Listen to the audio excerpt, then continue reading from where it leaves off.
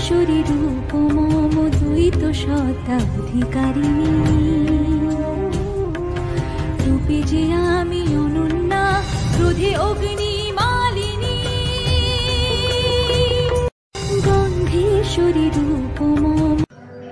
মাতা, আপনি জানেন কি আজ বছরের শুরু, একলা বৈশাখ। সমগ্র পৃথিবী জুড়ে আপনার গন্ধেশ্বরী রূপের আরাধনা করা হয়। আপনি মাতা আমাকে আপনার এই গন্ধেশ্বরী রূপের কাহিনী শোনান না? হ্যাঁ পুত্র গণেশ, তাই তো আজ এই ত্রিলোকে আমার গন্ধেশ্বরী রূপে প্রচলিত। সে তো বুঝলাম, কিন্তু আপনার গায়ে হঠাৎ এই আলাদা সুগন্ধ থাকার কারণ কি বলুন না মাতা? এই সুগন্ধ হওয়ার আলাদা এক তাৎপর্য আছে পুত্র গণেশ, গন্ধবনী সম্প্রদায়ের নারীদের জন্য।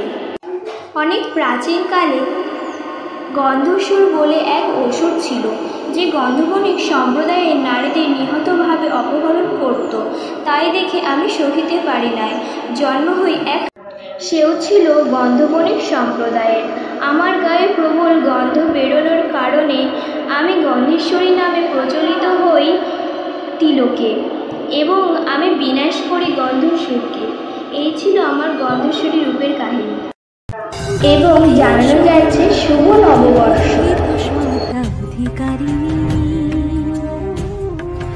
রূপে যে আমি অনন্যা, ক্রোধে অগ্নি মালিনী। গন্ধেশ্বরী রূপ মম দ্বৈত সত্তাধিকারিণী।